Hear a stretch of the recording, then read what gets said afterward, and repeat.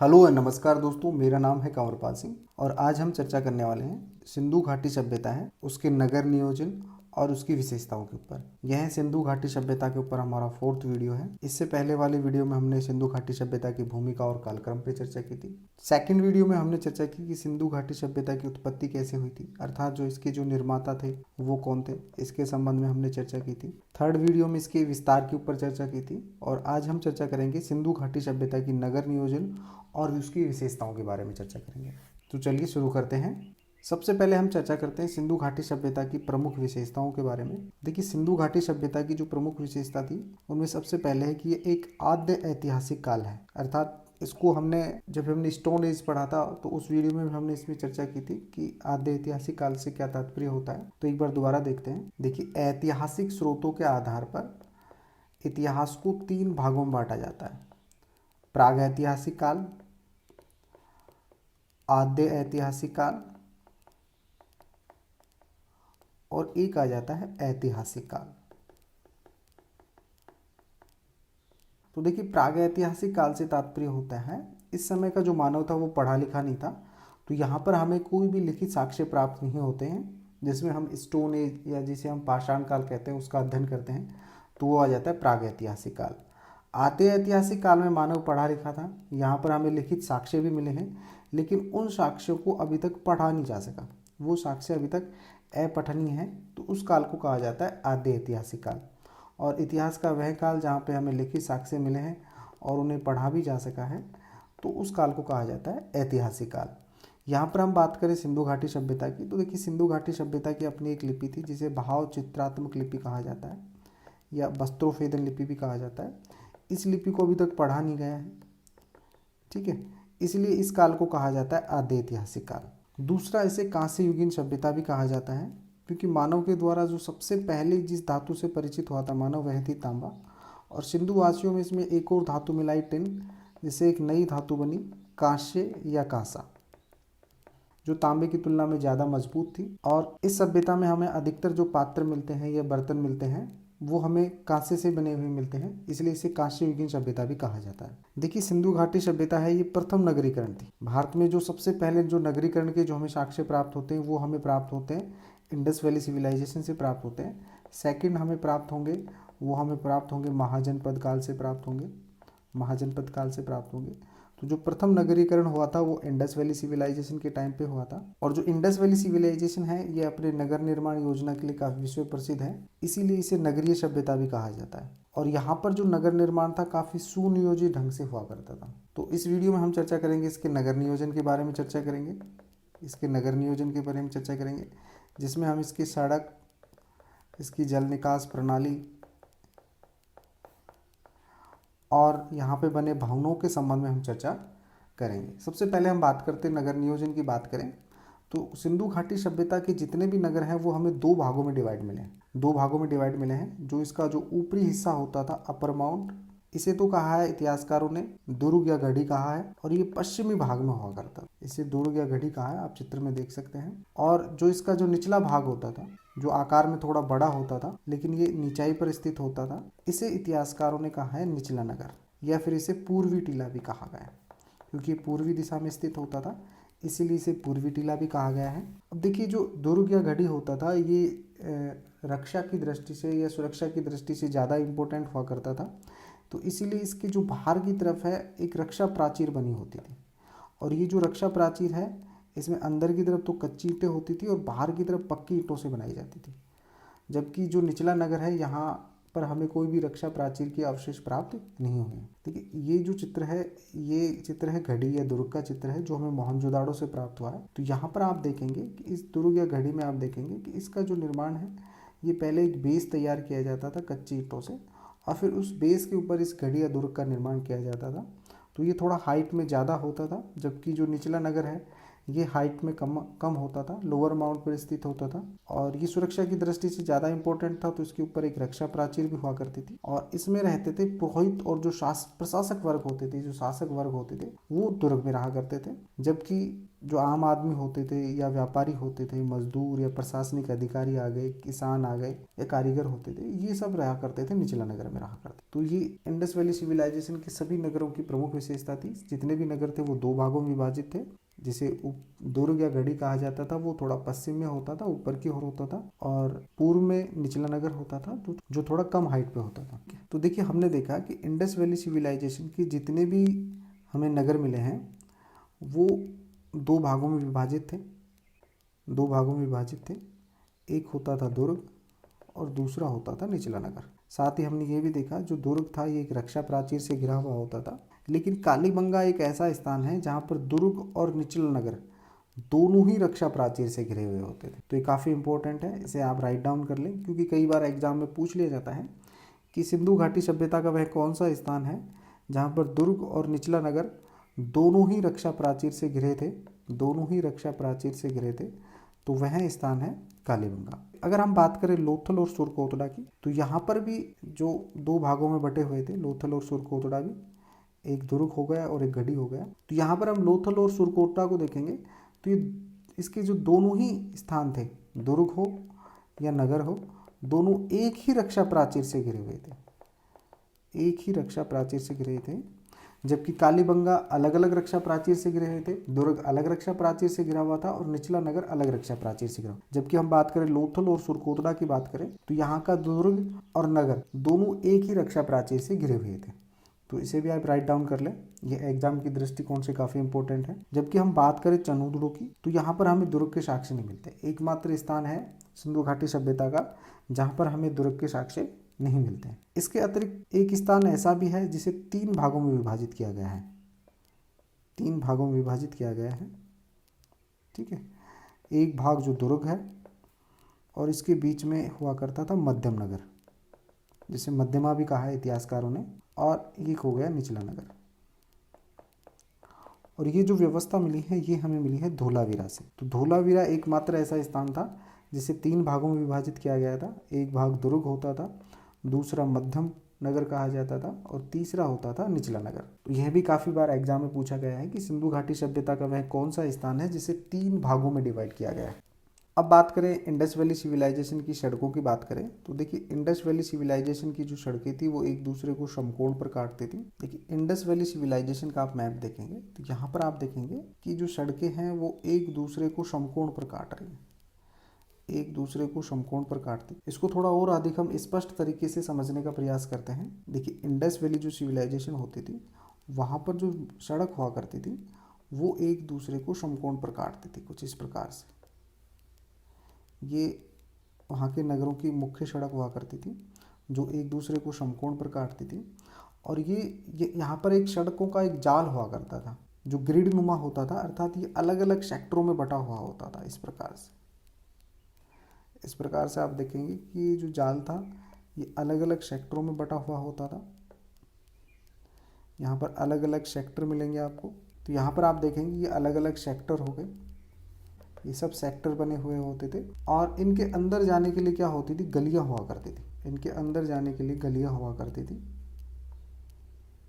और यहाँ पर निर्माण किया जाता था मकानों का, ये भवन हुआ करते थे। इस प्रकार से इंडस वैली सिविलाइजेशन में इन गलियों के अंदर।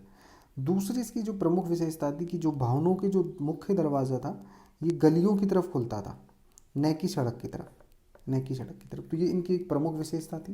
तीसरा हम देखेंगे कि यहाँ पर नाली जल निकास की बहुत अच्छी व्यवस्था थी, जल निकासी की बहुत अच्छी व्यवस्था थी। तो यहाँ पर आप देखेंगे कि जो इंडस वैली सिविलाइजेशन की जो जल निकास प्रणाली थी तो उसमें आप देखेंगे कि जो घरों की नालियाँ थी ये जुड़ी हुई होती थी गली की नाली से, गली की नाली है ये सड़क की नाली से जुड़ी होती थी और सड़क की नाली है ये फिर मुख्य नाली से जाके मिल जाती थी। तो इस प्रकार से जल निकास की एक बहुत अच्छी प्रणाली हुआ करती थी यहाँ पर। तो यहाँ पर हमने देखा कि जो सड़कें हैं वो एक दूसरे को समकोण पर काटती हैं, लेकिन एकमात्र नगर ऐसा है जिसकी सड़कें समकोण पर नहीं काटती, वो थी बनावली। तो इसको आप राइट डाउन कर लें क्योंकि ये काफ़ी इंपॉर्टेंट फैक्ट है इंडस वैली सिविलाइजेशन से संबंधित। और जो मोहनजोदाड़ो की जो मुख्य सड़क होता था उसको इतिहासकारों ने नाम दिया है राजपथ। और इसकी जो चौड़ाई होती थी लगभग 10 मीटर हुआ करती थी, ठीक है। जबकि अन्य जो नगर होते थे उनकी जो चौड़ाई होती थी सड़कों की, मुख्य सड़कों की, वो 2.75 से 3.66 मीटर तक हुआ करती थी।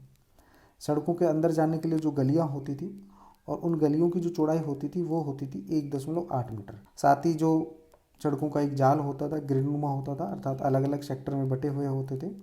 सड़कें थी वो कच्ची ईंटों से निर्मित होती थी। तो इसे भी ये नोट कर ले कि जो सड़कें होती थी इंडस वैली सिविलाइजेशन की, वो कच्ची ईंटों से निर्मित होती थी। लेकिन एकमात्र नगर है मोहनजोदाड़ो, यहाँ पर आपको जो सड़कें मिलेंगी वो पक्की ईंटों की मिलेंगी। दूसरा हम बात कर रहे हैं यहाँ की जल निकास प्रणाली की बात करें तो देखिए हमने इसके बारे में अभी थोड़ी देर पहले पढ़ा था। जो इंडस वैली सिविलाइजेशन की जो जल निकास प्रणाली थी वह काफ़ी उत्तम या उत्कृष्ट कोटि की थी।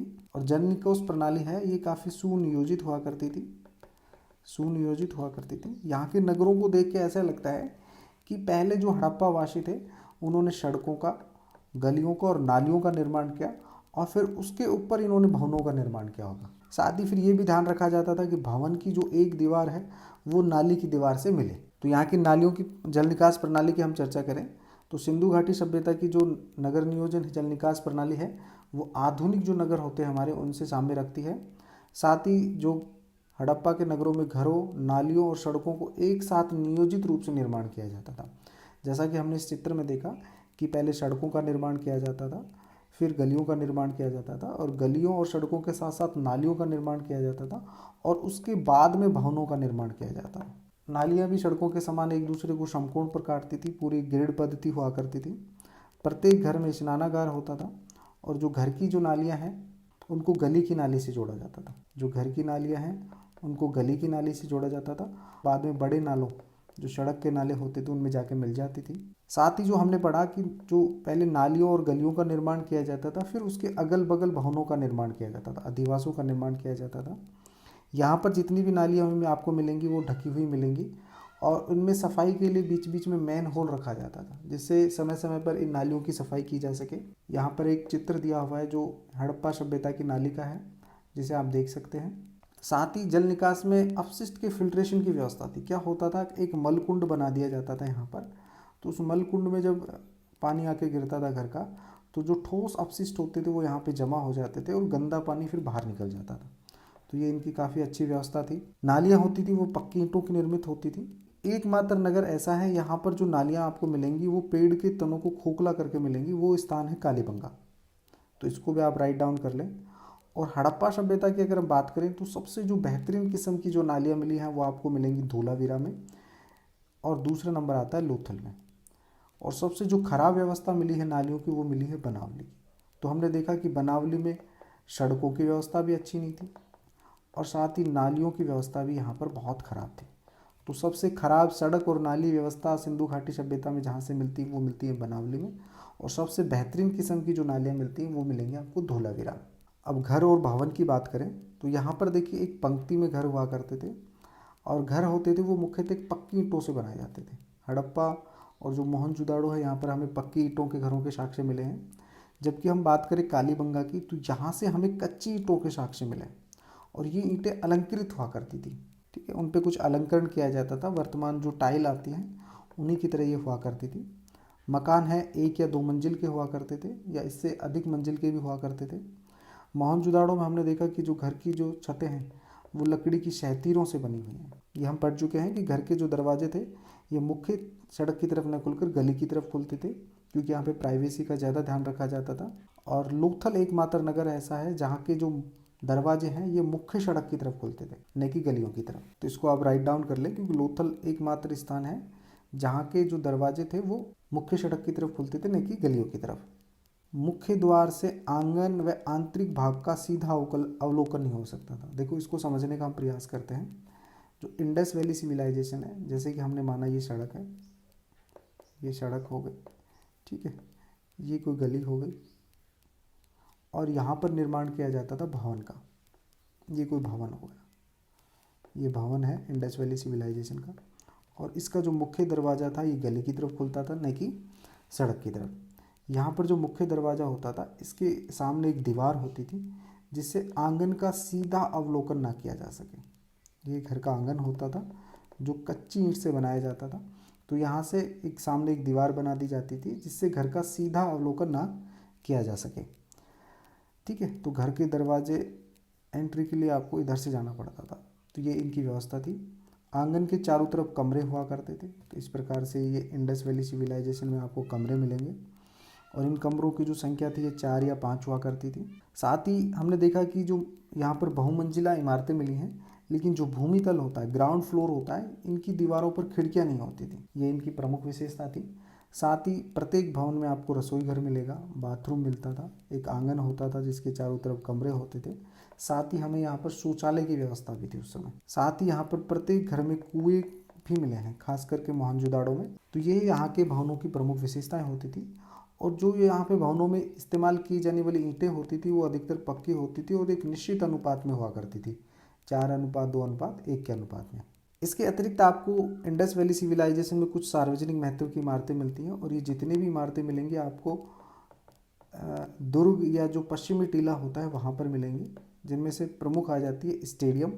देखिए, स्टेडियम के साक्ष्य वो हमें मिले हैं धोलावीरा से, लेकिन कई बार एग्जाम में पूछा गया है कि स्टेडियम के साक्ष्य कहाँ से मिले हैं और उसमें धोलावीरा ऑप्शन में नहीं होता। तो ऐसी स्थिति में जो आपका राइट आंसर होगा वो होगा जूनीकुरन होगा और ये सिंध पाकिस्तान में मिला है। स्टेडियम के अतिरिक्त यहाँ पर बहुत सारे कुओं के साक्ष्य मिले हैं। प्रत्येक घर में तो कुएं होते थे आंगन में, लेकिन सार्वजनिक कुएं भी होते थे। और आंगन में कुओं के जो साक्ष्य हैं वो मोहनजोदाड़ो और कालीबंगा से मिले हैं। और मोहनजोदाड़ो को तो सिटी ऑफ वेल्स कहा जाता है इसी वजह से, क्योंकि वहाँ के प्रत्येक घर के आंगन में कुएं मिले, इसीलिए मोहनजोदाड़ो को सिटी ऑफ वेल्स कहा जाता है। मोहनजोदाड़ो में आपको अंडरग्राउंड जो पाइपलाइन होती है, सीवरेज लाइन है, उसके भी हमें साक्ष्य यहाँ से प्राप्त हुए हैं। इसके अतिरिक्त हमें यहाँ से अन्नागार के साक्ष्य मिले हैं। देखिए, यहाँ से हमें 6-6 की पंक्ति में अन्नागार मिले हैं हड़प्पा से, और एक बहुत बड़े अन्नागार, वृहत अन्नागार कहते हैं, वो हमें मिला है मोहनजोदाड़ो से। और ये इंडस वैली सिविलाइजेशन की सबसे बड़ी इमारती संरचना है। तो यहाँ पर दो चीज़ें आ जाती हैं कि अगर एग्जाम में पूछा जाए कि 6-6 की पंक्ति से अन्नागार के साक्ष्य कहाँ से मिले हैं, तो आप वो मिलेंगे आपको हड़प्पा से। और बहुत बड़े यानी विशाल अन्नागार के जो साक्ष्य मिले हैं वो मिले हैं आपको मोहनजोदाड़ो से। इसके अतिरिक्त मोहनजोदाड़ो से आपके वृहत स्नानागार, बहुत बड़े बाथरूम के साक्ष्य भी मिले हैं। और ये जितने भी जो सार्वजनिक महत्व भवन हैं, ये आपको दुर्ग या जो घड़ी बोलते हैं, पश्चिमी टीला, वहाँ से ये हमें साक्ष्य मिलेंगे। और जॉन मार्शल ने जो वृहत स्नानागार मिला है मोहनजोदाड़ो से, उसे तात्कालीन विश्व का आश्चर्य भी कहा। तो इस वीडियो में हमने देखा इंडस वैली सिविलाइजेशन की नगर नियोजन और प्रमुख विशेषताओं के बारे में पढ़ा। नेक्स्ट वीडियो में हम पढ़ेंगे इसके प्रमुख स्थलों के बारे में पढ़ेंगे। आपको हमारा वीडियो अच्छा लगा तो इसे लाइक करें, शेयर करें और सब्सक्राइब करें। Thank you.